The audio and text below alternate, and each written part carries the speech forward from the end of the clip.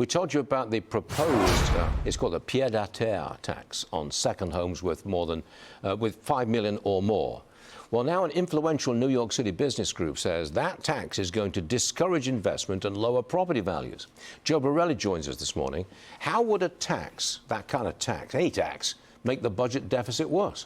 Well, look, these are taxes on high-value condos. The high-value real estate market in New York drives the building trades. It's what employs, 100,000, 200,000 men and women here in the city. So when you're, disincentivizing people from building these luxury buildings, that's the downstream impact. But I'll tell you why.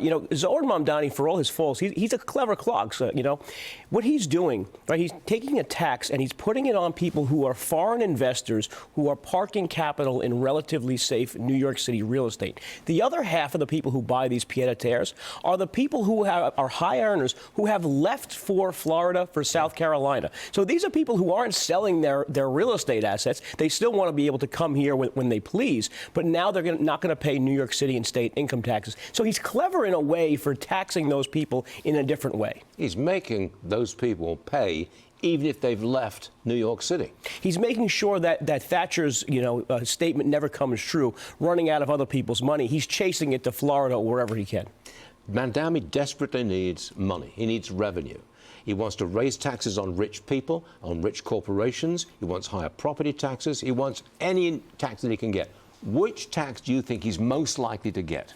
We're about to find out. So right now, the state is in the middle of their budget negotiations, and it's not just Mamdani. And we tend to frame this as Mamdani versus Hochul. This is Mamdani and the state legislature versus Hochul, because the radicals in the state assembly and state senate, they're pushing the corporate taxes. They're pushing the income tax on high earners, and they very well may get it. Kathy Hochul, right, she has some good positive things, I suppose, but being a stubborn and stalwart against taxes is not one of them. So the fate's in her hands, and I'm not sure she's going to hold out. Tax the rich, ultimately, will happen in New York. It's a good chance. Okay. Another one for you.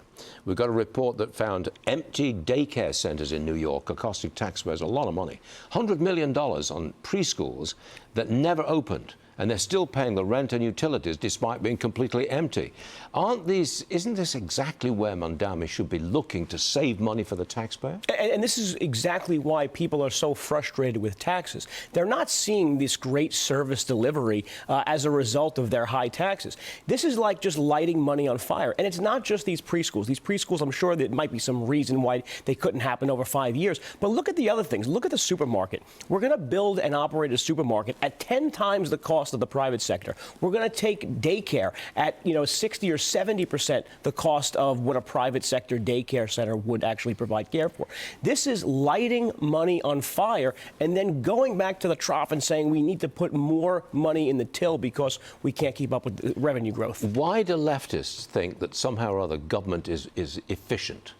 If a leftist finally came out and was an efficient service delivery provider, that would change the whole dynamic on how the country, views these things. New York, California have always been the states that spend the most, they waste the most, and they have not figured out to date. I can't see why people keep investing in these leftist politicians who continue to promise if we just have one more tax, one more fee, one more toll, we're going to solve the problem. Look at congestion pricing. That was going to be the straw that finally broke the MTA's back and paved the subways with gold rails and make all the trains on time. None of that happened. They just got a new source of billions of dollars.